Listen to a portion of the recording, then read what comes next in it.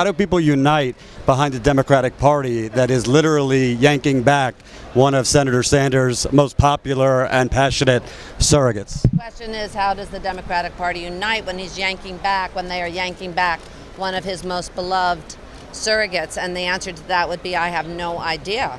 How does it unite when they take away most of the volunteer passes? How does it unite when any of the things that have made this convention so difficult?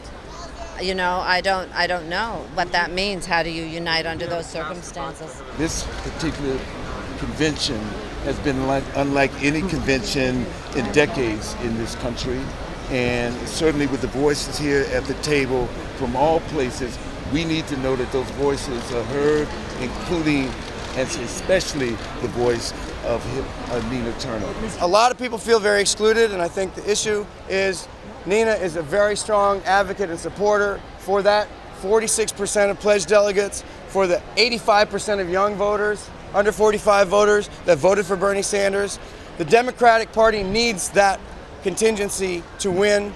That's really, really important. You heard from Josh Fox, surrogate of Bernie Sanders. You heard from Susan Sarandon, a little bit from Danny Glover. And I think something that stands out about what you just saw is why the Young Turks is the Young Turks and the rest of these people are petulant children. The media didn't seem to understand what the point of the press conference was. Having the worst time ever at the DNC? No. I want to make something clear right now. This is about Nina, okay? And if you ask any questions that aren't, you need to go out the door. We're standing for Nina, okay? Thank you. Do you have that? The point of the press conference was Bernie's movement is being disrespected. Bernie's movement is not being recognized for the fact that it makes up 46% of the vote this year.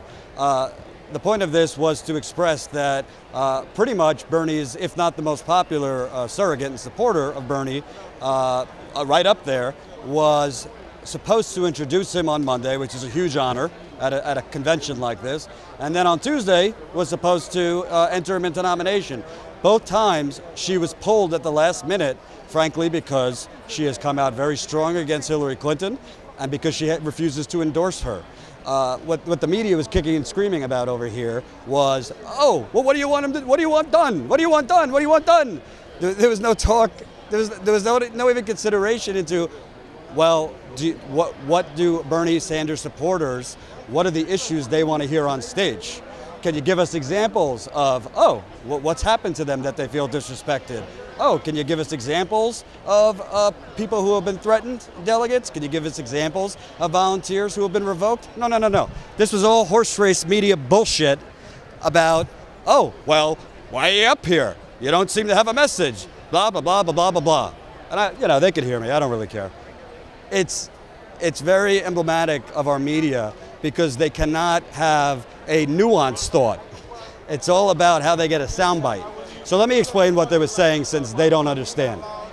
What they were trying to say simply is that Bernie Sanders won 46% of the vote. Bernie Sanders is the one that inspired millions of millennials into the political process, and his supporters and his delegates have been treated like shit. I'm not telling you based on what they've told me because I've seen it firsthand this week. I've seen Bernie delegates be stepped in front of by Hillary supporters while people are speaking to block their signs. I've seen Hillary supporters screaming at them when they simply booed. Last time I heard, we're allowed to have freedom of expression in America. I myself have had things said to me by Hillary people. But here at this press conference, all you hear was the pedantic media only obsessed with, well, what do you want out of this? What do you want? What's the point of you being up there? It was really an attack on them rather than trying to actually ask them, can you please paint a picture of what's been going on? I'm not calling on the Sanders campaign. I'm calling on this larger process to be a process that's not retaliatory to individuals. We say we're a country of free speech, and we say we encourage people to speak their truth, and then when people do that, they're retaliated against, and we need to put an end to that. So we're standing here and we're saying you cannot harm Nina or anyone else because of the fact that they're speaking up the truth. People are supposed to speak their truth. That's what this country was built on. The idea that every individual is supposed to be able to speak their truth. And then when you have somebody who's doing that and doing that on behalf of millions of people, and then she's being harmed in that way, disrespected and retaliated against, then you are silencing millions of people. When you silence Nina's voice, you're silencing millions of voices. So moving forward, we have to make sure that we fight for progressive candidates all up and down the ticket. We have to make sure that we vote every single election year. As Americans, we only vote during the presidential election, and that is clearly not how we build a nation. You build a nation by voting for the dog catcher all the way up to the President of the United States of America. 2014 was the lowest voter turnout in the history of this country. We can never go back to that. In 70 years, and 70 years ago, guess what? We were in World War II. So there really is no, we have to motivate people to come out. And we just can't bully people to do it. We have to tell them right here in the heart. Why we're running. And what we're going to do in those spaces and places to make their lives a better place. That's what I want for the progressive movement. That's what I want for America. So I'm going to keep pushing forward to this. Yesterday was unfortunate, but that was yesterday. Today I am moving on fully charged, and I just want to thank everybody who has supported me in this effort. If we all put a little extra on our ordinary, extraordinary things can happen. Not one person can do it by themselves. So thank you all so much for your support. Nina Turner, frankly, came out for Bernie. She spoke the most for Bernie around the country. I've seen her in New York. I've seen her in Ohio. I've seen her in the West. I've seen her in the South. She was pretty much Bernie's all-star. She was very important. Let's be real, Bernie lost among African Americans, but she did bring in a lot of younger African Americans. So when you say on the stage, we're about unity here. We want to unite against this menace, Donald Trump. And then at the last minute, you pull Bernie's most popular surrogate because she won't say what you want.